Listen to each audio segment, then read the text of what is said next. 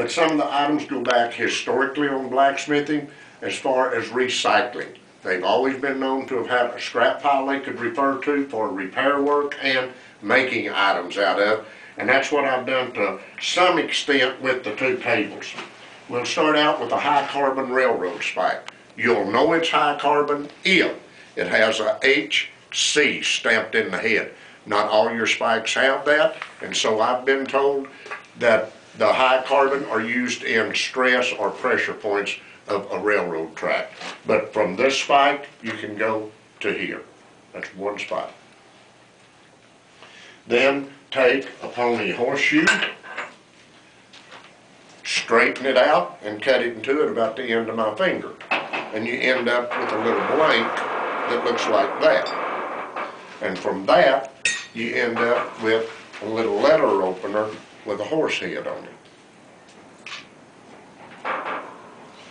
And also, the crosses are made out of two of the pony shoes. I do not paint these, I rust them. And when they get to a color that is different or unique, I'll inlay the turquoise and then seal them with a couple of coats of clear varnish. Now, this knife, the wooden handle knives and the bone handle knife on that table over there are all made out of a section of coil spring off the front end of a 3/4 ton Dodge pickup. So that's some of the things I do as far as recycling. Now,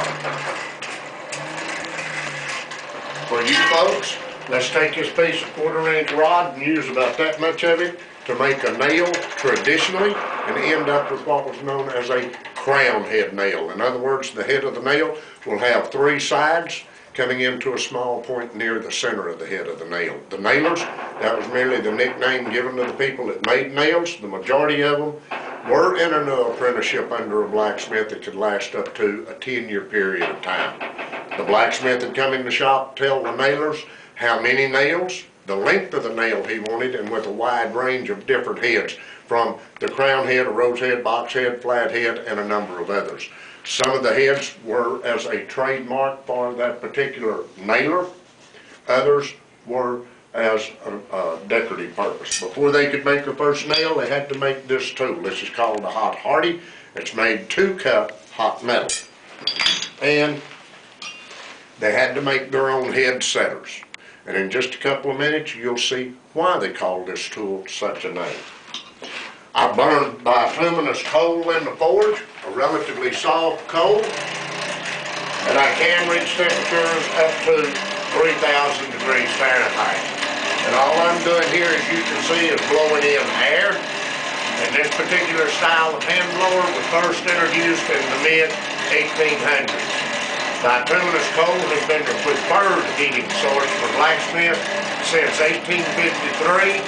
Prior to that, it was hardwood charcoal.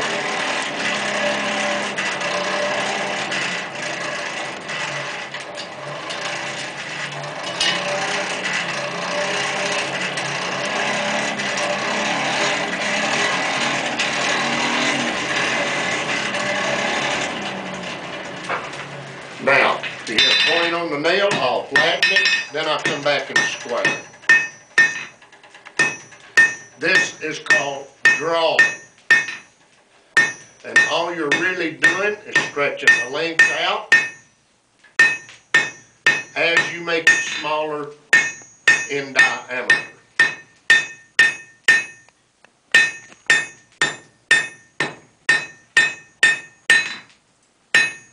Now, I've pretty well lost all coloring in the metal, so I know it is cooling off. Go to the hardy, measure my material about like so, and cut. Now, between the color of the metal and the way it feels under the hammer, I know I've lost way too much heat to continue and have a good head. That dog, my nose is itchy. Yeah, I don't need it. As you can see here, I necked that down or thinned it down real thin. That way, when I come out of the fire this time, insert it in the head setter, it breaks real fast for me, and I still maintain sufficient heat in the head.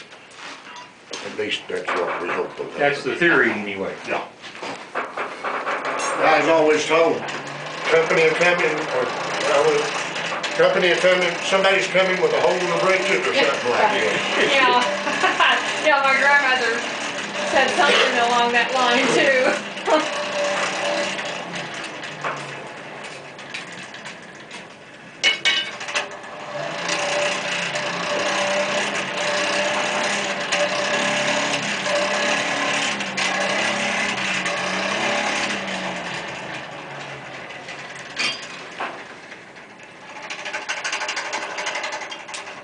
Now, I'll go to the round hole at the heel of the anvil called a pressure hole.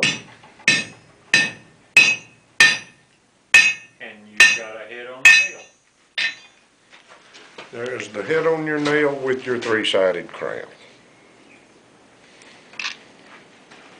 That's amazing. The average age of a nailer was from 10 to 20 years old. For every 8 nailers, they were expected to turn in 25,000 nails a month, or about 114 per person a day. At that time in history, the mid to late 1700s, early 1800s, a nail 2 inches in length sold for 4 cents each. The nailers making them got paid monthly, $3. It was also recorded people would decide to move to a different area, a new location. A lot of them are homes, barns, all, excuse me, all wooden structure down for the nails, because at that time, the nails cost more than the lumber to build a building. It wasn't until 1890 they passed the first bill prohibiting you from burning your own property down. If you'd like to look at that, pass it to your friends. And if any one of you folks would like to have it, please feel free to put it in your pocket. Okay, wait a minute, I have to get it again, because you...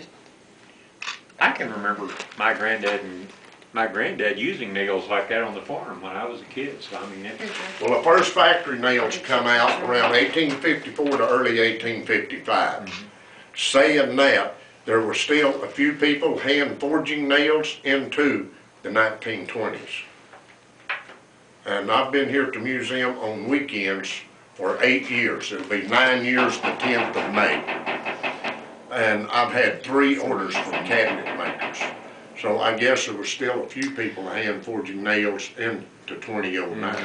No, I was gonna ask a question, once when I took well, I used to work in an antique store, but I also took a course in antiques, and he showed these nails that didn't have a head like that, but they were flat. And I was wondering, when did they, what time, I can't remember what time period did that those was going back to what I said.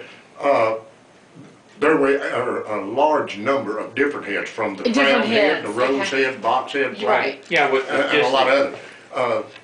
I might come in and say, I want these to put in a barn. Just give me a flat head nail. Oh, I Yeah, see what you're saying, right. okay, okay. This is more decorative, the different heads you have, well, if you use that where someone's gonna see it.